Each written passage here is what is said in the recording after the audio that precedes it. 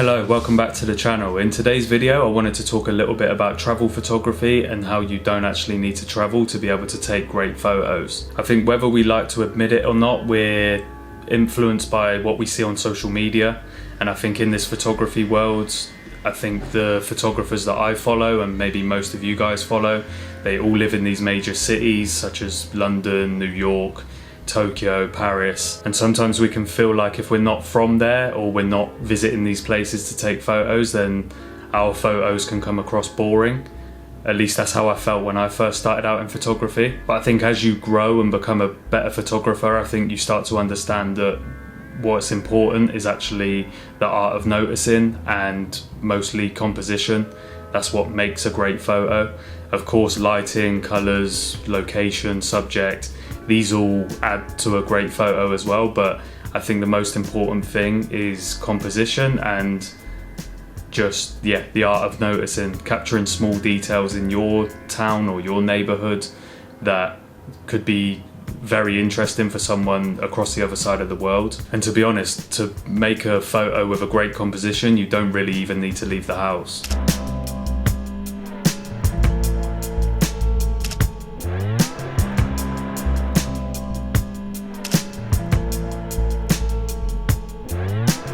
So I'm originally from a small town in Wiltshire called Marlborough. Shout out to everyone back home. And I used to think everything around me was fucking boring. To be honest, if I went back, I'd probably still feel a little bit the same, but that's not the point of this video. And to be able to make great photos, I always felt like I needed to travel into London. And to be honest, I think I was being too heavily influenced by what I was consuming on social media. Like I said, following all these big photographers that live in these major cities, and I wasn't paying attention to the art of noticing, and I wasn't really paying attention to composition and understanding what actually makes a great photo. And now I live in Copenhagen, I kind of regret not documenting my hometown a bit more.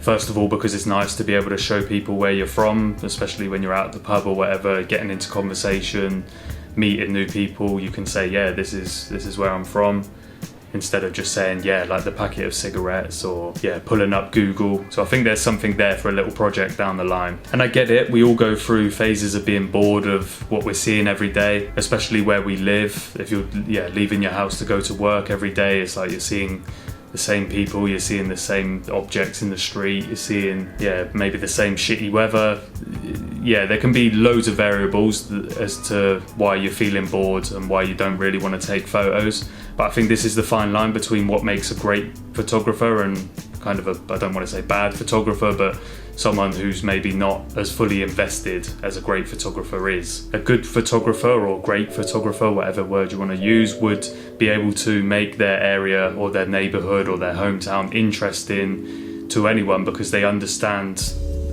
the variables that make a great photo, with composition being the most important, and then you're adding in the lighting, you're adding in the colour, you're adding in the subject. And this is where it can make you or make myself a better photographer, by just going out around our neighbourhood or around our hometown and just getting into the art of noticing and capturing these small details, especially if you're documenting for, I don't know, if you're posting on Instagram or you're making videos for YouTube. There's someone across the world that's never seen your country or never seen your hometown, so it's going to be interesting for them whether you think so or not. Like the tiniest things can be interesting for someone.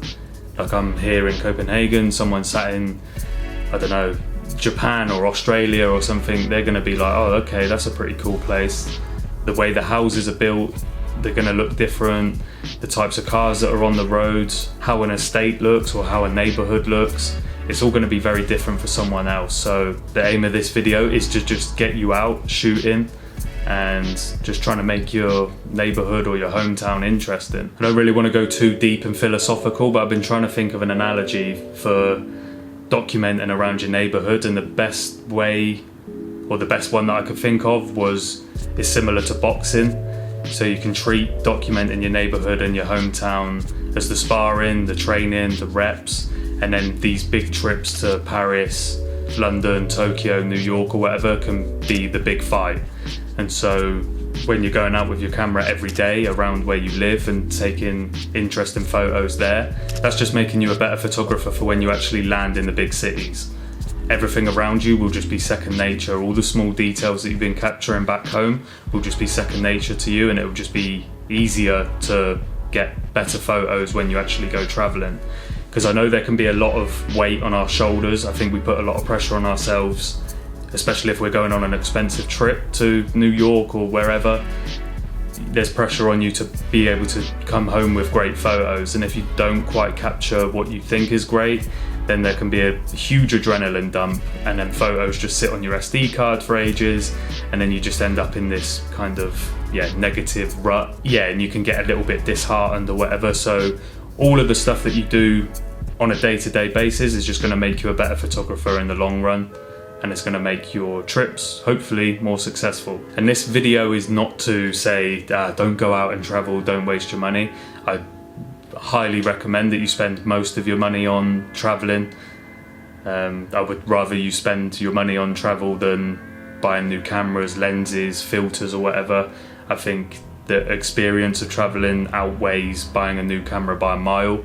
So I'm still saying, do go travel, do go and see the world, but I'm also saying don't neglect the things back home. When you get back home from a trip, don't just put your camera down and then don't see it again for 2-3 weeks.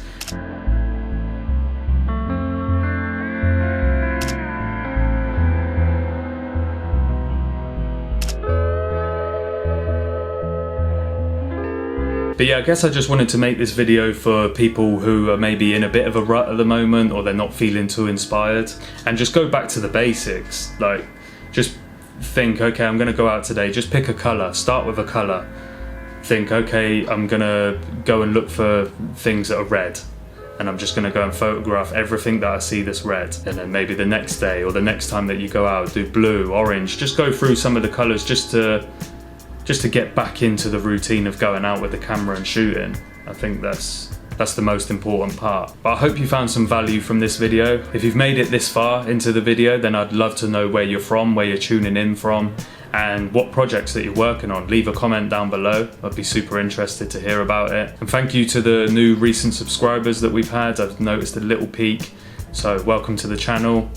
Hopefully I can produce some quality content for you. But if you could leave a like on this video, leave a comment, just whatever you want to get off your chest. I'm here to listen or read. Would be much appreciated, and I'll see you in the next video.